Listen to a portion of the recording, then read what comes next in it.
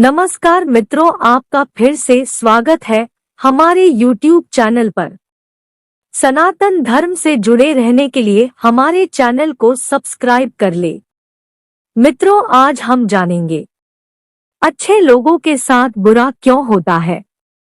मित्रों, आपने देखा है या महसूस किया होगा कि आपके आसपास धर्म, कर्म या पूजा पाठ करने वाले लोगों की जिंदगी में खुशहाली उतनी नहीं होती जितने की दुष्ट या अधर्मी लोगों की होती है।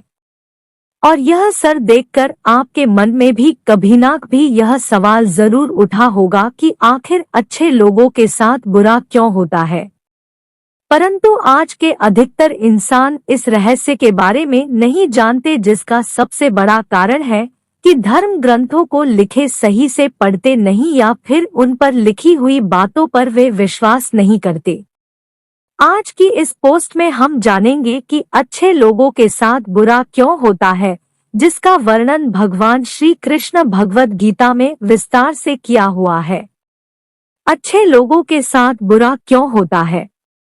हिंदू धर्म ग्रंथों में भागवत गीता एक ऐसा धर्म ग्रंथ है जिनमें मनुष्य के मन में उठने वाले हर प्रश्न का उत्तर इस ग्रंथ में आपको मिल जाएगा।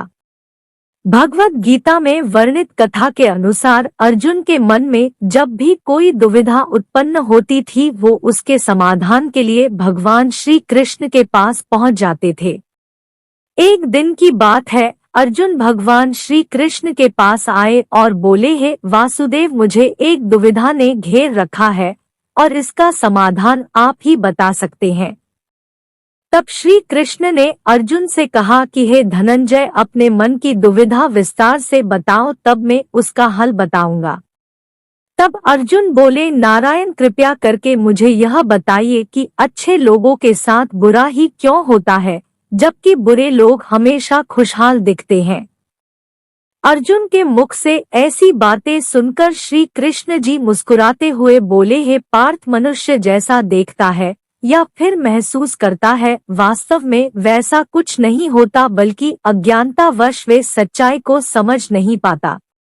श्री कृष्ण की यह बातें सुनकर अर्जुन हैरान हो गए और बोले, हे नारायण, आप क्या कहना चाहते हैं, मेरी समझ में नहीं आया।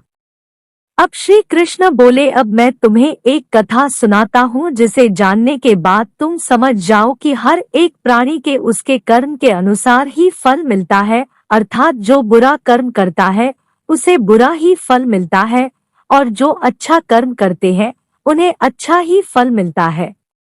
क्योंकि अच्छे कर्म और बुरे कर्म मनुष्य पर निर्भर करता है। प्रकृति हर मनुष्य को राह चुनने का मौका देती है। अब इसका फैसला करना कि व्यक्ति किस राह पर चलना चाहता है, ये उनकी इच्छा पर निर्भर करता है। श्री कृष्ण अर्जुन को कथा सुनाते हैं। फिर कथा सुनाते हुए श्री कृष्ण बोले, बहुत समय पहले की बात है, एक नगर में दो पुरुष रहा करते थे। उनमें से एक पुरुष व्यापारी था। उनके लिए अपने जीवन में धर्म और नीति के बहुत महत्वता थी और वह पूजा पाठ और भगवान की भक्ति में बहुत विश्वास करता था। चाहे कुछ भी हो जाए, वह मंदिर जाना नहीं भूलता था और ना ही दान धर्म आदि किसी भी प्रकार की कर्म में कोई कमी करता था। वहीं दूसरी ओर उस नगर का दूसरा पुरुष पहले पुरुष से कर्म उनके बिल्कुल विपरीत था। वह पुरुष प्रतिदिन मंदिर तो जाया करता था, लेकिन पूजा पाठ के उद्देश्य नहीं, बल्कि मंदिर के बाहर से चप्पल एवं धन चुराने के उद्देश्य से मंदिर जाया करता था। उसे दान धर्म नीति आदि किसी से कुछ लेना देना नहीं था। इसी तरह समय बीतता गया और एक दिन उस नगर में जोर से बारिश हुई, जिसकी वजह से उस दिन नगर के मंदिर में पंडित के अलावा और कोई नहीं था। यह बात जब दूसरे पुरुष को पता चली तो उसके मन में ख्याल आया कि अभी सही मौका है मंदिर के धन को चोरी करने के लिए, और वह बारिश में ही मंदिर पहुंच गया।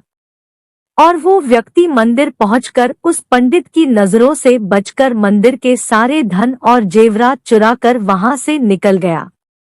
उसी समय धर्म कर्म में विश्वास रखने वाला दूसरा पुरुष भी मंदिर पहुंचा और भगवान के दर्शन किए, परंतु दुर्भाग्य से मंदिर का पुजारी उस दूसरे पुरुष को ही चोर समझ बैठा और शोर मचाने लगा।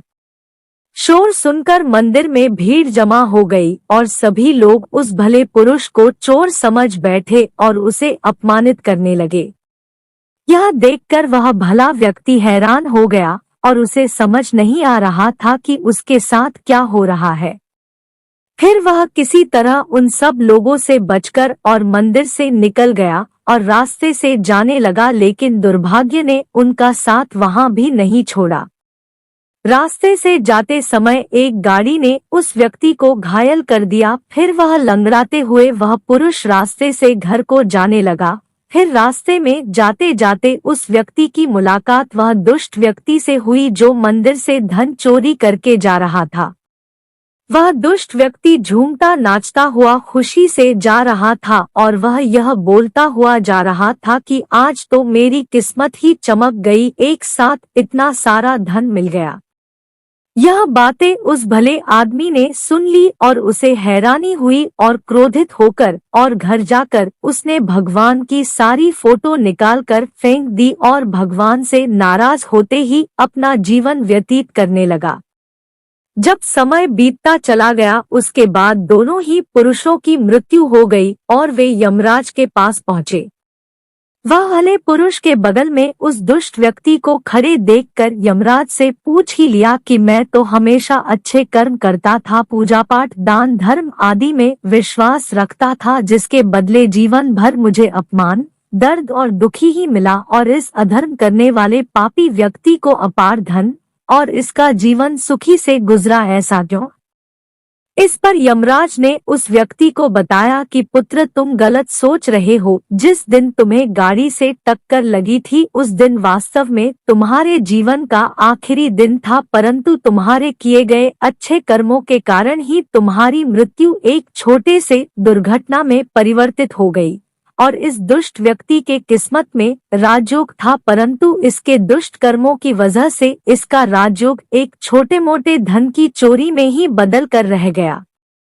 श्री कृष्ण अर्जुन को एक कथा सुनाते हुए कहते हैं कि पार्थ, क्या अब तुम्हें इस प्रश्न का उत्तर मिल गया? इंसानों को ऐसा सोचना कि भगवान उनके अच्छे कर्म को नजरअंदाज कर रहे हैं, यह बिल्कुल भी सत्य नहीं है। भगवान हमें क्या किस्मत में दे रहा है यह लोगों को समझ में नहीं आता, लेकिन अगर आप अच्छे कर्म करते तो भगवान की कृपा सदैव आप पर बनी रहती है।